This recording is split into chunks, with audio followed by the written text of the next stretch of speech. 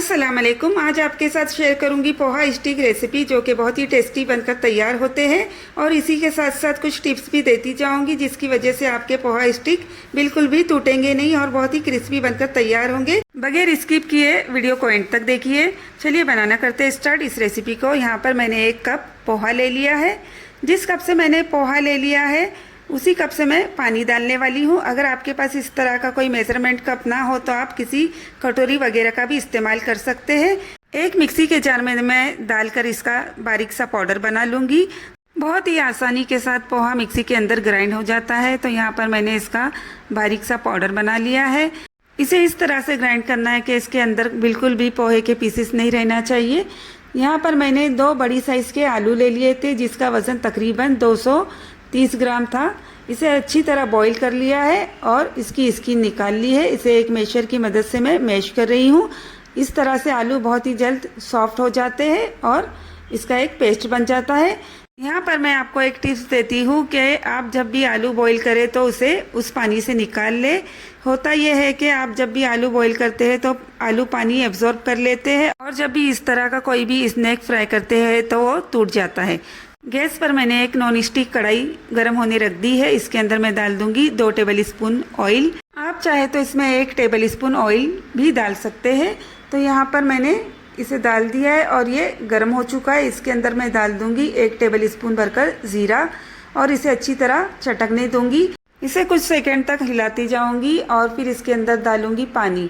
तो यहाँ पर ये देखिए ये चटकने लगा है और इसे एक स्पैचुला की मदद से मैं इसे इस तरह से हिलाती जाती हूँ। कुछ सेकंड तक मैं इसे अच्छी तरह फ्राई करूँगी और फिर इसके अंदर मैं डालूँगी पानी। तो यहाँ पर मैंने जिस कप से पोहा लिया था उसी कप से मैं पानी डालने वाली हूँ।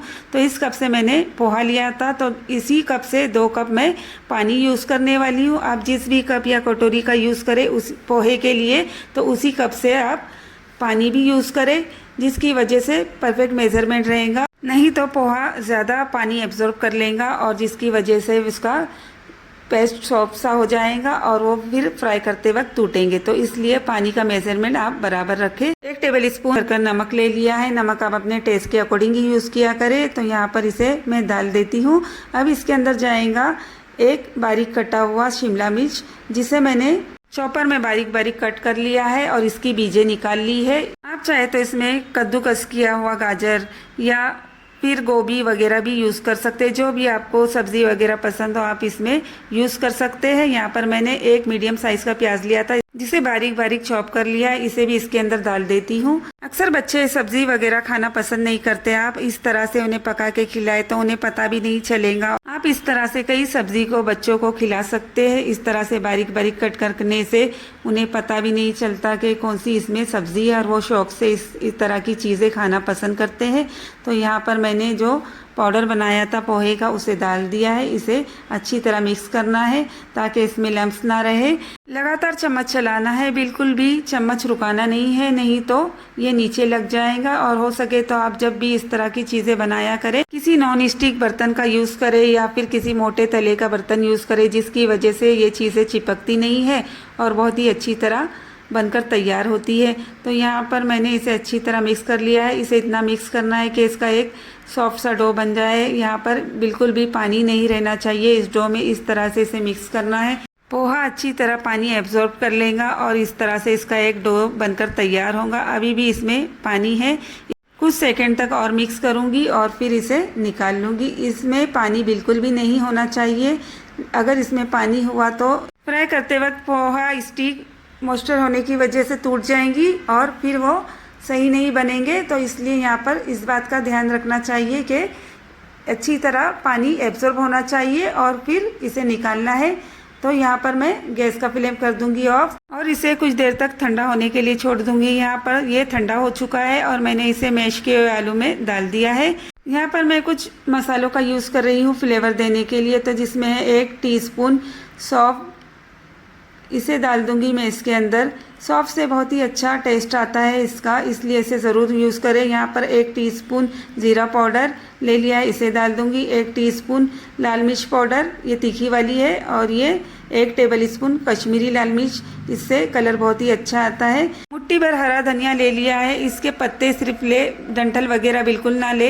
इसे मैंने अच्छी तरह कट कर लिया है और इसे डाल दिया है। इसे अच्छी तरह मैं पहले स्पैचुला की मदद से मिक्स करूँगी ताकि ये अच्छी तरह मिक्स हो जाए, लेकिन बाद में इसे हाथों से भी अच्छी तरह मिक्स करना है ताकि तमाम मसाले अच्छी तरह मिक्स हो जाए। इसका एक डो बनाकर रेडी करना है। तो यहाँ पर मैं आपको टिप्स देती हूँ कि अगर आपका डो बहुत ही सॉफ्ट हो गया है तो आप उसमें 2 टेबल स्पून कॉर्नफ्लोर मिला सकते हैं, जिसकी वजह से आपका डो परफेक्ट हो जाएगा और पोहा स्टिक फ्राई करते वक्त टूटेंगे नहीं। इस तरह से आप आइसक्रीम स्टिक ले ले, ये आपको आसानी से मार्केट में मिल जाएंगी। एक छोटे से बाउल में मैंने थोड़ा सा पानी ले लिया है और हाथों को अच्छी तरह मैंने वॉश कर लिया है। इस पानी में मैं हाथ अच्छी तरह डिप करूंगी और फिर थोड़ा सा इस मिक्सचर का पोर्शन लूँगी। इसका एक गोला ले लूँगी इस तरह से और इसे इस तरह से एक बॉल का शेप देते हुए इसे हल्के से प्रेस करती जाऊंगी। इस तरह से इसे उंगलियों की मदद से देखिए दबाना है इस तरह से और इसे इस तरह का शेप देना है। अब बिल्कुल ही इसके सेंटर में ये स्टिक रखना है। तो यहाँ पर इस बात का ध्यान रहे कि स्टिक बिल्कुल आधी से ज़्यादा बीच में हो, इस तरह से, जिसकी वजह से ये फ्राई करते वक्त निकलेंगी नहीं। तो इस तरह से इसे ऊपर से कवर करना है, फिर आगे से, और फिर इस बात का भी ध्यान रखना है कि नीचे से भी इसे अच्छी तरह उंगलियों की मदद से इस तरह से कवर करना है, जिसकी वजह से फ्राई करते वक्त ये स्टिक बिल्कुल ही निकलेंगी नहीं तो फिर ये निकल जाएंगी। इसे हल्के हाथों से प्रेस करते हुए शेप देना है। अगर आपके पास इस तरह की स्टिक ना हो तब भी आप इसे बगैर स्टिक के बना सकते हैं। तो यहाँ पर इस तरह से आप पोर्शन लेके इसे शेप दे सकते हैं, चाहे तो इसे गोल शेप में भी बना सकते हैं बॉल की तरह, और इसे लंबा सिलेंडर का शेप भी दे सकते हैं। जिस तरह से भी आप इसे बनाना चाहे बना सकते हैं। तो यहाँ पर देखिए इस तरह से मैंने इसे रेडी कर लिया है। यहाँ पर मैंने एक नॉन स्टिक पैन गर्म होने रख दिया है। इसके अंदर मैं डालूंगी ऑयल। मैं यहाँ पर इसे शैलो फ्राई कर रही हूँ, आप चाहे तो इसे डीप फ्राई भी कर सकते हैं। यहाँ पर ऑयल अच्छी तरह डाल दिया है मैंने, इसे गर्म होने दूंगी। तो यहाँ पर ऑयल जब अच्छी तरह गर्म हो जाए तो इस बात का ध्यान रखना है कि गैस का फ्लेम स्लो करना है। अगर फुल फ्लेम पर इसे फ्राई करेंगे तो पोहा स्टिक टूट जाएंगी, इसलिए यहाँ पर गैस का फ्लेम स्लो करना है। एक एक करके इस स्टिक को मैं इसके अंदर डालती जाऊँगी। इसे मैं 2 से 3 बैचेस में फ्राई करूँगी। इसे ऑयल के अंदर डालने के बाद 2 से 3 मिनट तक बिल्कुल इसे टच नहीं करना है, जिसकी वजह से ये अच्छी तरह बाहर से क्रिस्पी होंगे।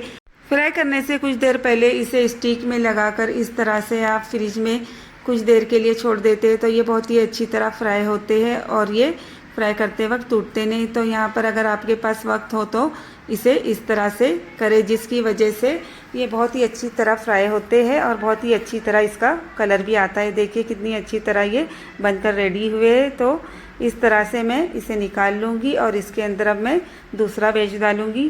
फ्राई करते वक्त छोटे स्टील के चम्मच का यूज़ करें, जिसकी वजह से इसे पलटने में काफ़ी आसानी होती है। बड़े चम्मच से इसे पलटने में बहुत ही मुश्किल होती है। सभी स्टिक को मैंने अच्छी तरह फ्राई कर लिया है। इस तरह से आप भी इसे बहुत ही अच्छी तरह बना सकते हैं। इसे आप रमज़ान में भी इफ्तारी के वक्त इस तरह से फ्राई कर सकते हैं। बहुत ही टेस्टी बनकर तैयार होते हैं और बहुत ही क्रिस्पी ऊपर से बनते हैं, अंदर से सॉफ्ट। यहाँ पर मैंने मायोनीज ले लिया, इससे इसकी गार्निशिंग कर रही हूँ। कटे हुए हरे धनिया से इसकी गार्निशिंग करूँगी। तो यहाँ पर देखिए कितना अच्छा इसका लुक आया है। वीडियो पर नए हो तो चैनल को सब्सक्राइब करें, वीडियो को लाइक करें और बेल आइकन को भी प्रेस करें ताकि आने वाली वीडियो की नोटिफिकेशन मिलती रहे। और इस तरह से एक बार इस रेसिपी को बनाइए, बहुत ही टेस्टी बनकर तैयार होती है। इसे टोमेटो सॉस या किसी भी चटनी के साथ आप सर्व कर सकते हैं।